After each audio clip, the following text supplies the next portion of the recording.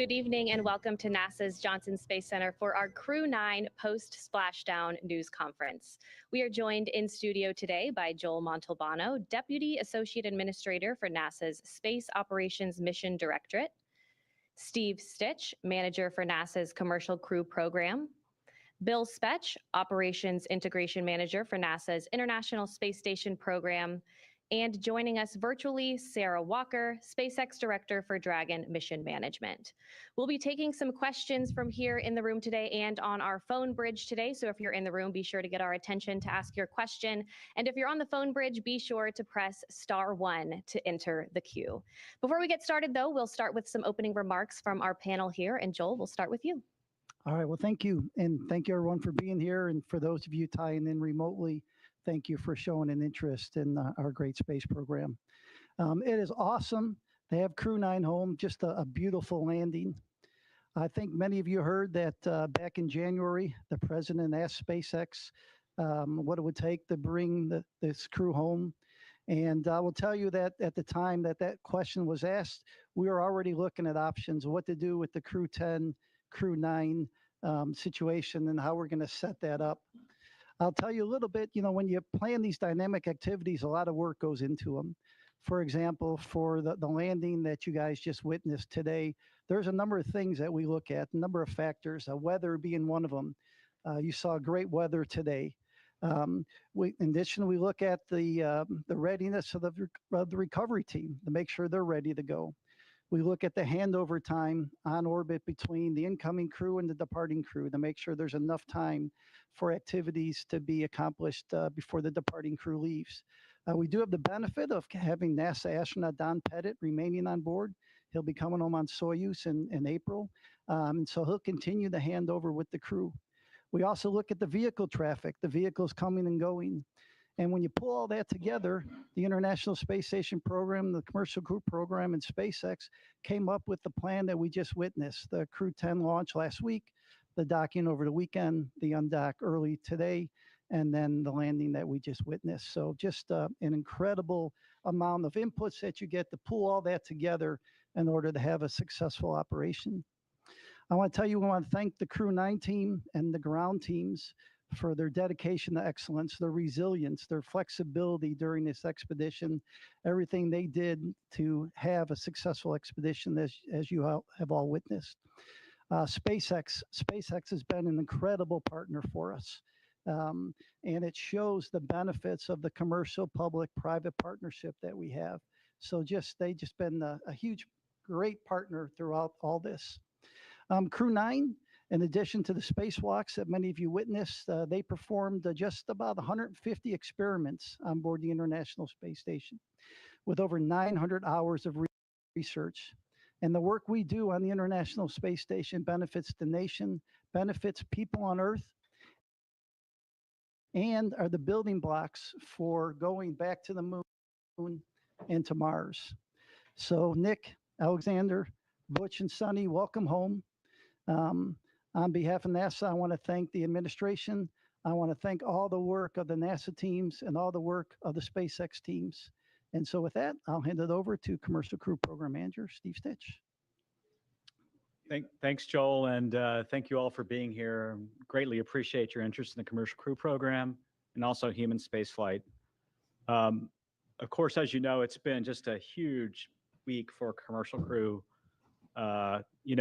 The missions, I think, sometimes seem easier than they are. If I just step back and think about all the challenges we had to launch Crew 9, moving to a different launch pad, adjusting the seats and the crew training, and then over the weekend, once we docked Crew 10 safely, looking at the weather patterns, finding this great opportunity that we landed at today, adjusting the timeline.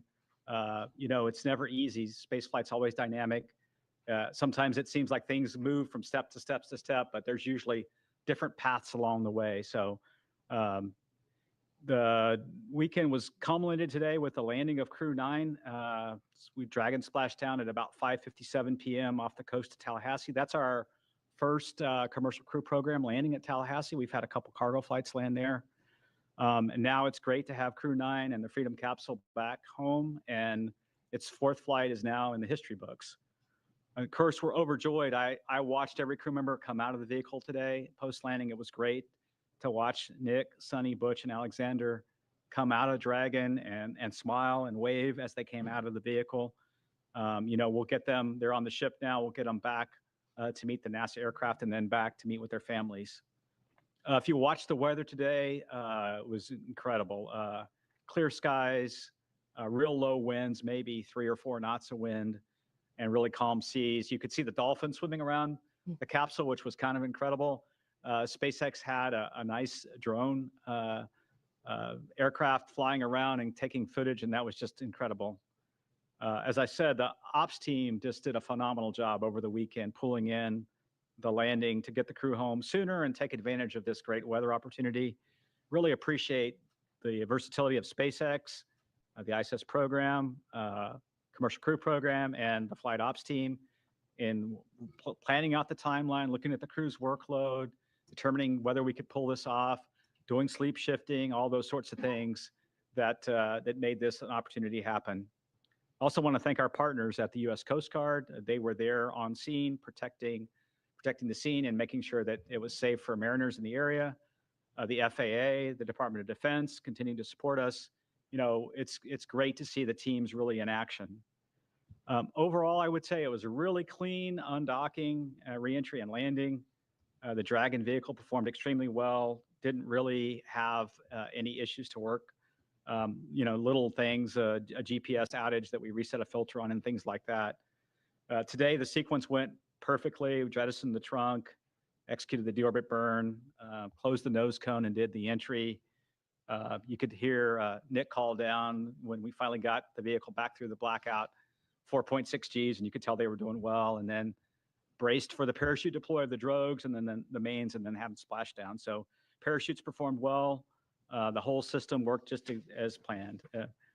The crew's doing great. They'll spend a little time on the recovery ship getting checked out, making sure that they're healthy and ready to go, and then eventually they'll make their way back to Houston. Again, I want to congratulate the entire NASA commercial crew program, the SpaceX team. In many ways, if I step back to last year, this has been 9 months in the making, and I couldn't be prouder of our team's versatility, our team's ability to adapt and really build for the future of humanity.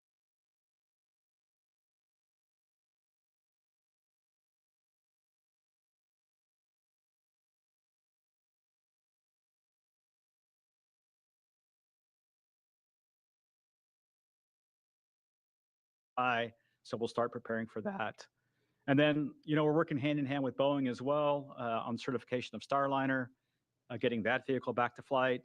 Butch and Sonny's return on Dragon to me shows how important it is to have 2 different crew transportation systems, the importance of Starliner and the redundancy that we're building in human spaceflight for our low Earth orbit economy. We're super grateful for Boeing as well and their investment.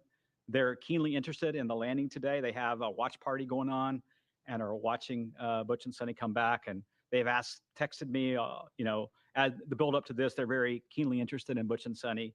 And then we're interested in their resilience. That whole Boeing team, like our whole commercial crew program team, is resilient and moving forward to the next steps on Starliner. It's been a busy start to 2025. It's hard to believe we're in the middle or toward late March. Looking for an exciting summer as well. And I look forward to your questions, and I'll hand it over to Bill. All right. Thanks, Steve. Yeah, welcome and thanks for everybody's interest as we continue on. Return today marks the successful completion of the Crew 9 mission, and really with them handing over operations on board to Crew 10. Just some interesting stats as we go through. Nick and Alexander both spent 171 days in space on this trip, seeing the arrival and departure of 4 different visiting vehicles to the ISS. Butch and Sonny spent 286 days in space, and they got to see 8 different visiting vehicles coming and going from the ISS. We stay really busy as we talk about all these vehicles coming and going from the station.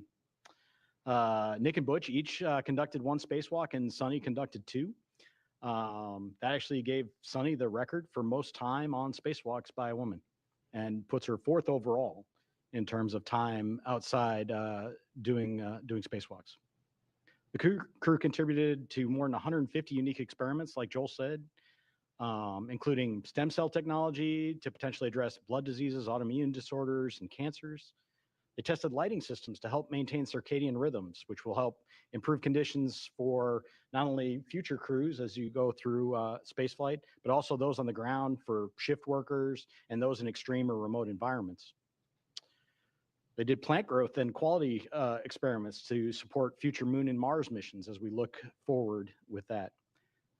They loaded a really interesting experiment. JAXA had their first wooden satellite. They loaded that into and got that deployed from the ISS. And then as part of their spacewalk, Butch and Sonny collected samples from the station's exterior to study the survivability of microorganisms in the vacuum of space. I'll tell you, the Crew 9 crew did a great job here in the near term supporting this shortened handover period with Crew 10 and enabling that landing opportunity that we saw today. There was a lot of work that they did ahead of Crew 10 arrival to get prepared, and then really working through all of the things that we need to do to hand over the emergency procedures to the crew, to get the cargo transferred that they need to, and to get all the vehicles set up for Crew 10 to be very successful. Crew 10 is already working hard, and they're working on key science investigations on board. They already kicked them off even while they were getting prepped for undocking the other day. So coming up on ISS, we still have a lot going on. We have NG-21 release at the end of March, providing some important trash disposal for the space station. Always, you got to get rid of all the stuff that you bring up, so you got to bring that down somehow, and NG-21 is going to take away a lot of that. And then we'll look forward to Soyuz MS-27 launch Tuesday, April 8th from Baikonur Cosmodrome at about 12:47 a.m. Central. That'll be carrying NASA astronaut Johnny Kim and cosmonauts Sergei Ryzhikov and Alexei Zabritsky. And then before Soyuz MS-26 returns, Alexei Ovchinin will pass on the role of ISS commander to our JAXA astronaut Takuya Nishi. Really a lot of great stuff continuing on station. I really appreciate the entirety of the team, joint with SpaceX, NASA, our operations team, the program teams, the engineering teams, all the work it takes to turn around these missions. It's a ton of stuff, and then we go change it on them at the last minute, and they handle it like the pros that they are. So welcome home to Crew 9, and with that, I'll hand it over to Sarah. All right, thanks, Bill. Well, it's a good day to be here at SpaceX, and it's a good day down in Florida as we welcome Crew 9 home from their stay at the International Space Station. We're happy to have safely returned Nick, Alex, Sonny, and Butch back to Earth and to their families after their time at the orbiting laboratory. Human spaceflight is dynamic and exciting, and this crew knows that as well as any other. So back in September, Steve was talking about this a bit, Crew 9 became the first human spaceflight mission to launch from Pad 40 using our new Dragon Tower that we completed construction on last year. And it was our first mission in a while to fly a crew of 2 since Bob and Doug's historic flight in 2020. So then just 3 days ago, we launched Crew 10 to take over and continue the work of Crew 9 on ISS. And I forgot to mention this Friday night, but Crew 10 was our 50th Dragon mission since first launching COTS 1 in December of 2010. That's a huge milestone for the team. COTS, if you don't remember, stands for Commercial Orbital Transportation Services. And COTS 1 was the first demonstration mission under that original partnership with NASA to resupply the space station with cargo flights. It was also the mission that inspired me to join the SpaceX team, which I'm so grateful I was given the opportunity to do a few months later. So the rest is history. We've been bringing cargo and more recently crews to the orbiting lab for well over a decade since. And as we talked about a few days ago after Crew 10 launch, NASA and SpaceX adapted as this mission evolved. And I appreciate all the kind words said already during this press conference. As we adapted together, we kept safety at the forefront. And thanks to the teamwork across the 2 agencies, a change in the Dragon spacecraft for Crew 10 and then a shortened handover helped accelerate the Crew 10 launch and the Crew 9 return. Then over the weekend, we decided as a joint team to undock a day earlier than originally planned to take advantage of some great weather we were seeing off the coast of Tallahassee for splashdown. So I know this required quite a bit of creativity from the NASA team and the onboard crew to compress the handover even further than they already had. And I'm thankful for everyone's hard work and flexibility to safely bring Dragon and the crew home today. I'd be remiss if I didn't acknowledge that today's return was also our final Dragon recovery on the East Coast. So after 6 years of successful recovery operations off the coast of Florida, we'll now be moving all Dragon recovery operations back to the West Coast.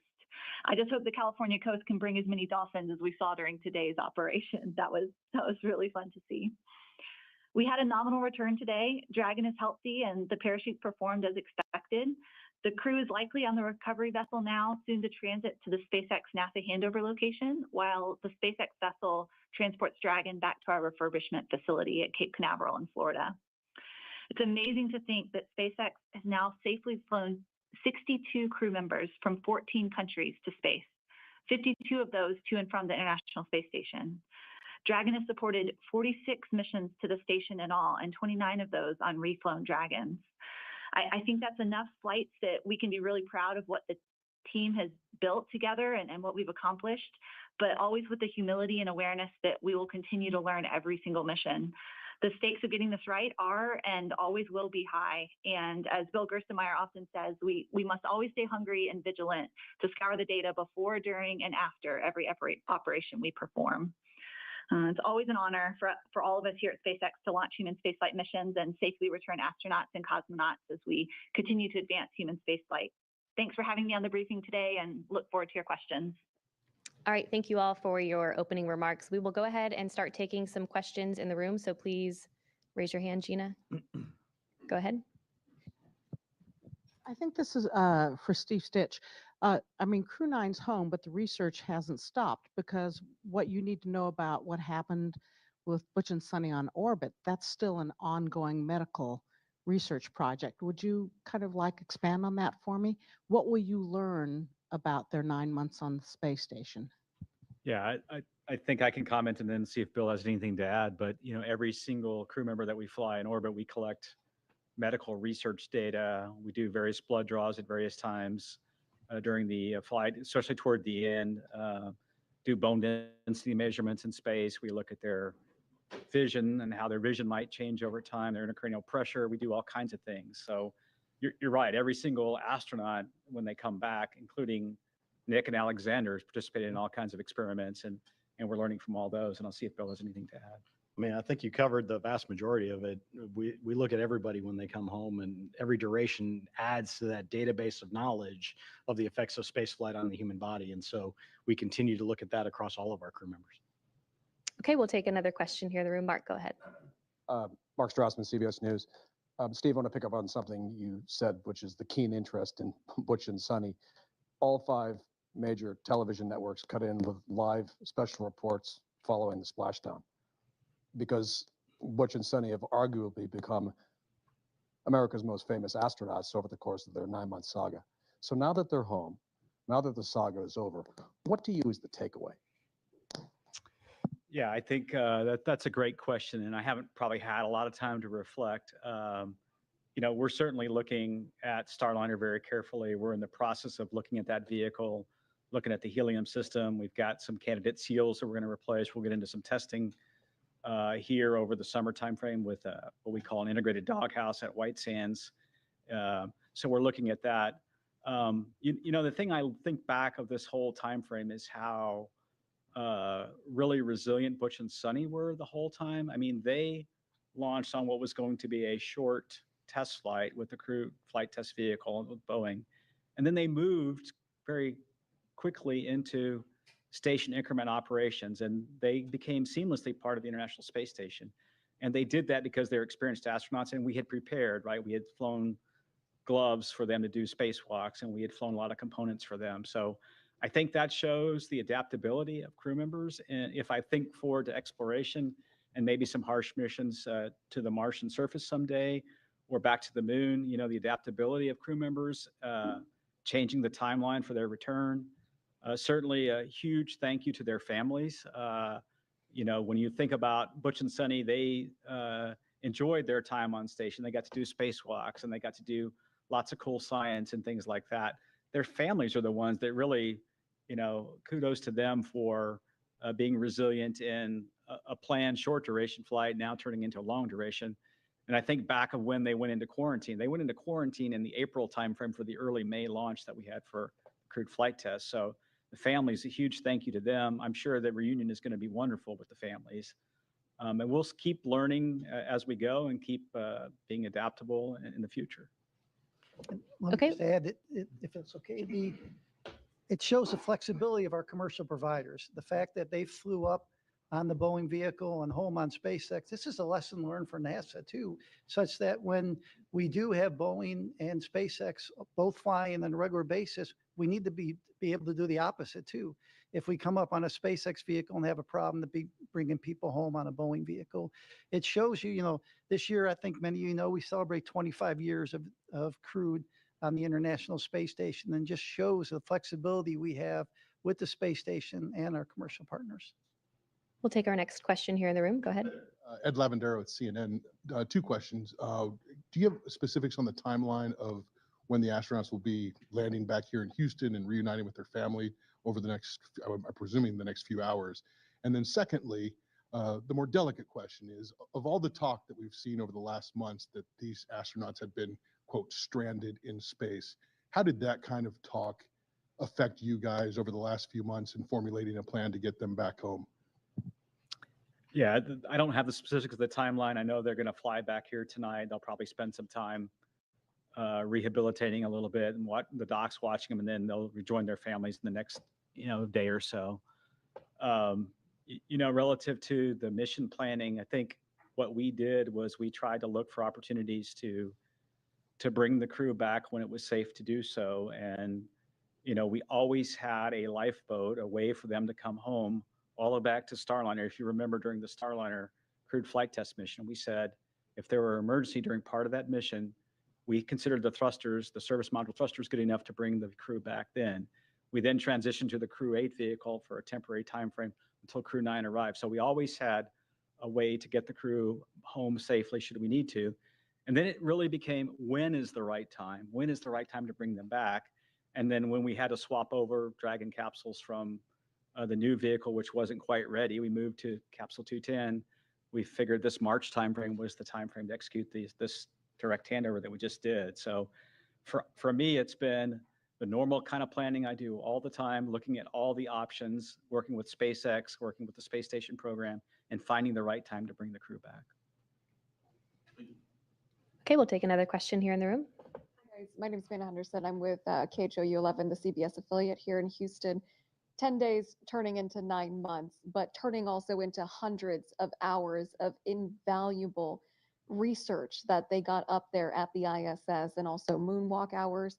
Can you talk a little bit about how, when you realized that they were going to be up there for longer than the intended time frame, they were able to transition into getting that invaluable research started?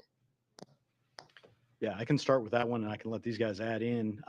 So even before they launched, because we knew they were flying on a test mission, we provided all the training for the stay on ISS that they would need to be a long duration crew member. We flew the equipment. Every crew has unique equipment that they need to do a spacewalk, and we made sure we had that up there. So I think it really comes to the preparation that we did even before they flew that allows them to be so successful when they get up there. And that's really what we do with all of the crews that fly to the ISS. There's the rigorous training program that they go through.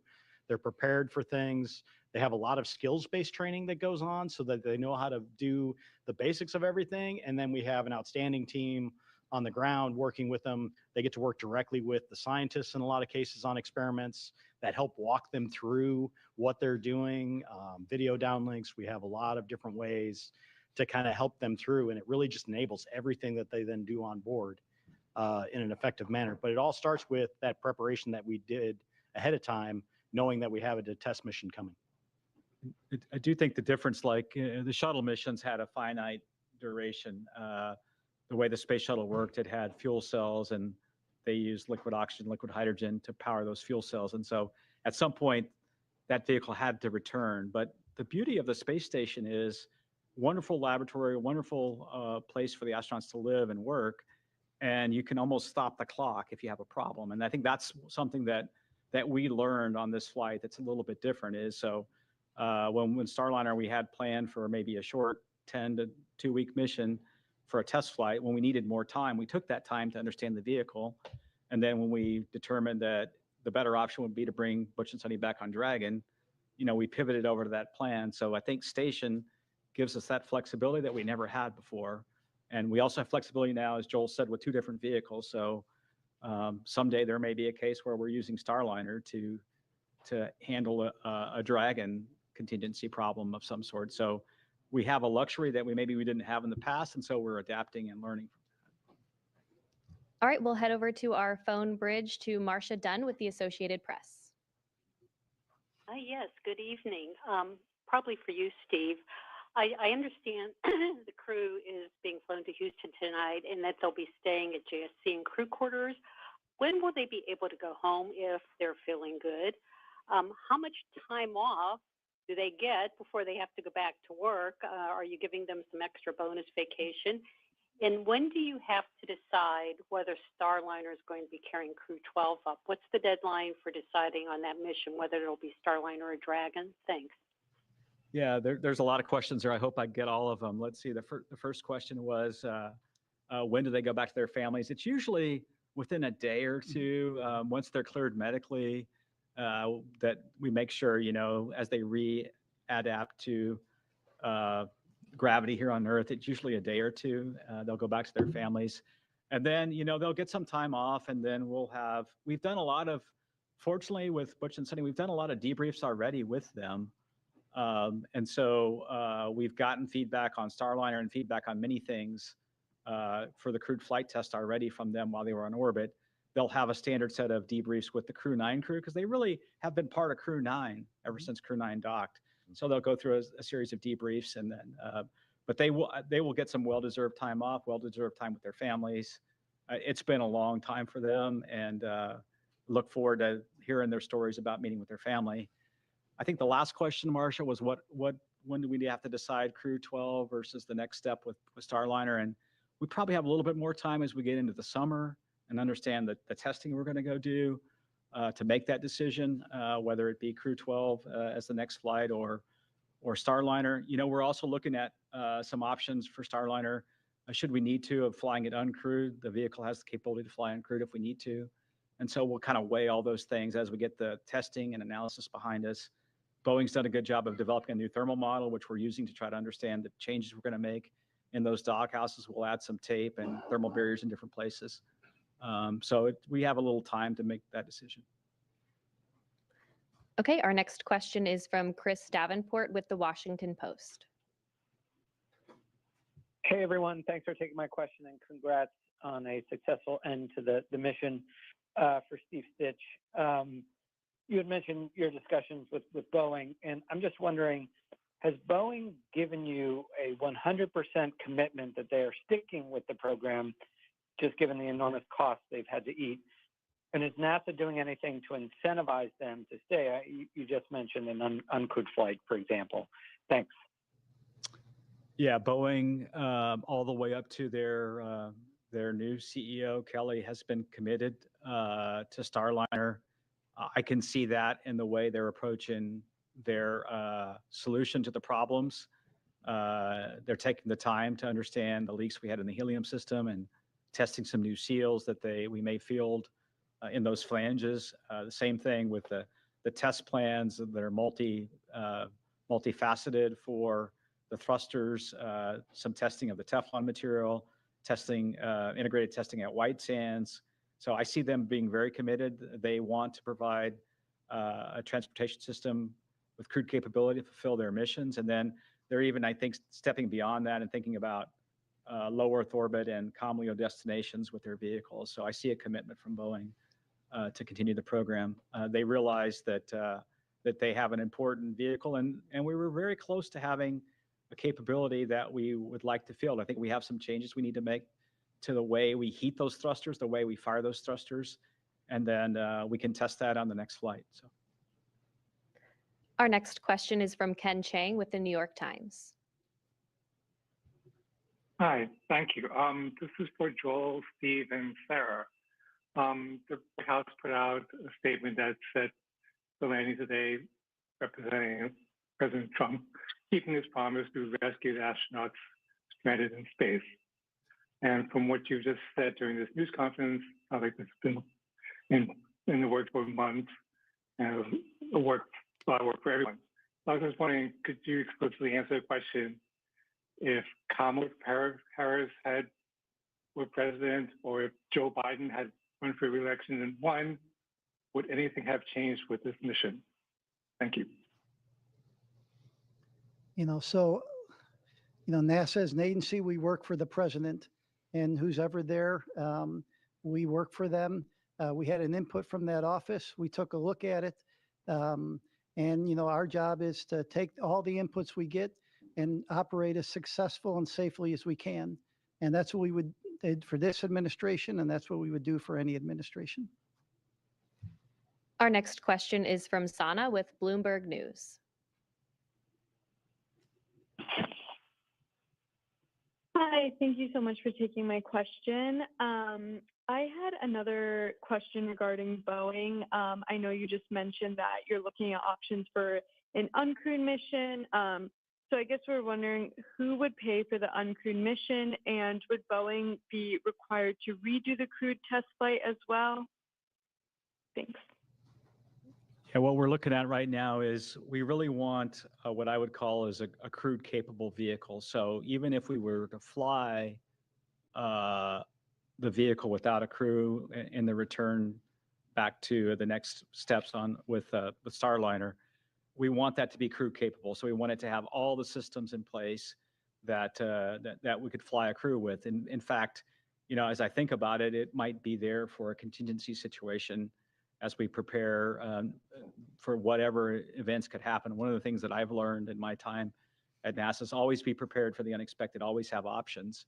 And so that's what we're thinking about. So we'll take those steps forward. We'll look at the test data. We'll make a decision whether to fly it crewed or uncrewed. And then, we are trying to do it under what we call this post-certification phase of the contract. And Boeing has delivered a lot of the certification data already. They have a little bit more to go relative to the prop system.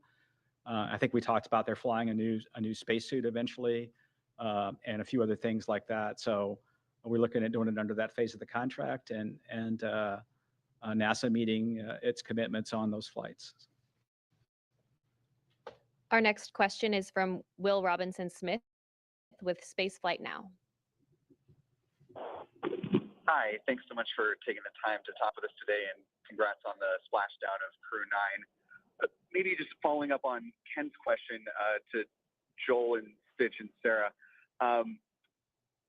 Obviously, as you've discussed tonight and over the last several months, the plan has been established for some time on how to bring Butch and Sunny back to Earth. But barring them returning on the seats that were added on the Crew 8 Dragon spacecraft, had the decision been made to try to bring them back any earlier, was there a Dragon spacecraft that would have been available to operate that mission prior to the Dragon that we just saw support the launch of Crew 10? Thanks. Yeah, the earliest Dragon that we had to go fly the mission really was this capsule 210. And so when we were planning originally on Crew 10 to have the newer spacecraft, we thought it would be ready. And initially, we were going to launch in mid-February. We moved it to March 25th. And then I think Sarah talked briefly before about some of the challenges we had, or maybe it was Mr. Gerstenmaier, with a battery system that was a bad component we had to pull off. We had to pull the heat shield off and vector out of some work on the vehicle. We had some challenges with some valves in the prop system. And this, to me, is just evidence of how complicated. I don't think we always do a super good job of explaining how complicated the spacecraft itself is made up of millions of components that have to work in an integrated fashion. And you go through testing and qualification to get there. And so those components didn't work. And when we looked at that, we just pivoted over to the vehicle that was going to be ready the soonest, which was Capsule 210. And that led us to the March 12th date, and then eventually the March 15th launch. Our next. Yeah, and maybe I would just add that with 5 Crew Dragon spacecraft in the fleet, certainly many paths are possible, right? With the allocations as we had them with our current slate of missions in the next 12 to 18 months, exactly as Steve said, it was the new spacecraft that was anticipated to be ready first, with the one we ended up flying shortly on the heels. And then when we ran into a processing issue on that new vehicle, the other one could be ready sooner. And so those were the two that were coming available.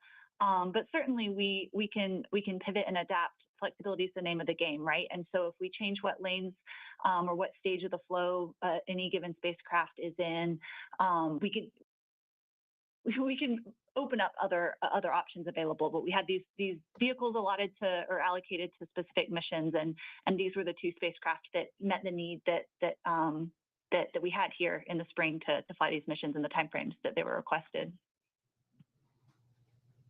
All right, our next question is from Joey Roulette. Hey, thanks. Just two questions. One quick one for Steve. I just want to be clear. So it sounds like the testing results that you guys are going to have with Starliner this summer and maybe later on is going to determine whether its next mission is uncrewed or crewed. And whatever that next crewed mission is that going to be like a routine certification crew mission, or might there be another CFT? And then the second question is for Bill Specht. I was just wondering if there's any studies that Butch and Sunny are involved in that investigates the like behavioral or psychological kind of response to not just long duration spaceflight, but unexpected changes to a mission in the middle of it. Thanks. Yeah, when we look back at the crewed flight test, we got a lot of good data out of that flight relative to having a crew on board. So really the thing that we need to solidify and go test is the prop system and the service module. We need to make sure we can eliminate the helium leaks, eliminate the service module thruster issues that we had on docking, and then the rest of the vehicle performed really well. So when we look forward, what we'd like to do is that one flight and then get into a crew rotation flight. So the next flight up would really test all the changes we're making to the vehicle, and then the next flight beyond that, we really need to get Boeing into a crewed rotation. So that's kind of the strategy. Yeah, and then to your second question, all of our crew members go through evaluations. They fill out surveys, they do medical evals. So all of these things happen on every crew member. So we do get some unique data from Butch and Sunny based on their stay, but it's something that we do with every crew member that flies. There's always changes that happen on board. There's always adjustments that we have to make that all of the crew members adapt to. As you've watched with our flight schedule over the years, it's very rare that we actually get a flight to fly exactly where we planned it 2 years out when they were thinking it was going to be. So it's okay that we have these changes and they adapt really well. But everybody gets kind of looked at in terms of those effects and understanding just the effects of spaceflight on them. So. Okay, our next question is from Maria with KBIR Knoxville. Hi, yes, thank you so much for your time. If someone can walk me through the physical and mental adjustments that the astronauts are going to be experiencing. I can try and see if Bill and Joel will have anything to add. When they get back, the body is an amazingly adaptable. The one thing that the body will struggle a bit with is the inner ear and the vestibular response in microgravity. When you transition from 1G here that we're sitting in this room to then in space, the inner ear can get a little disturbed because gravity's not pulling the fluid down and the little hairs inside the inner ear. And so the crew can take a little while to adapt to microgravity. That same thing happens in reverse when you land back on Earth. The human body was adaptable and was used to being in microgravity. Now, the vestibular response is such that you feel disoriented, you may feel a little dizzy, you may have trouble getting up. And then, of course, physically, their body, when they were operating in space and doing operations inside the various modules, their muscles weren't working as hard, their heart wasn't working as hard. And so there's a muscular and cardiovascular kind of reconditioning that has to happen. And so that's what's happening now. And then, there's a little bit of response coming back to 1G. In space, I could let this pin, release this pin, and it's going to stay right where it is. And, in 1G, if I release the pin, it falls. And so there's a little bit of that that the crew has to get back and learn the skills back here on Earth again. So. Okay, our next question is from Jackie with the Times of London. Hello, and thank you. I'm sorry if this is a really frustrating question because I know there's so much good work done on this mission, but there has been a fictitious narrative woven around it by prominent people who are hard to ignore. Why has NASA not pushed back more emphatically against that and against the use of astronauts by one of its commercial contractors as political pawns? And what's to be lost by simply correcting that narrative for the sake of the public who have paid for the mission? Thank you. You know, I would say, you know, our job at NASA is to successfully and safely fly these missions. We fly it with the laws of physics, and we fly it with our commercial partners. And so oftentimes there may be things out in the press that that may not be exactly what's happening. And our job is to fly these missions. And regardless of what you read in the press, our job is to fly successful missions, safe missions, and do the science we do on board the International Space Station. You know, I mentioned this year, 25 years of continuous crew presence on board. Later this year, the International Space Station. And we do about 150 experiments every expedition we fly. So think about it, every 6 months. I think we're over 3,000 experiments since we started the International Space Station, and that's what we focus on. Okay, our next question is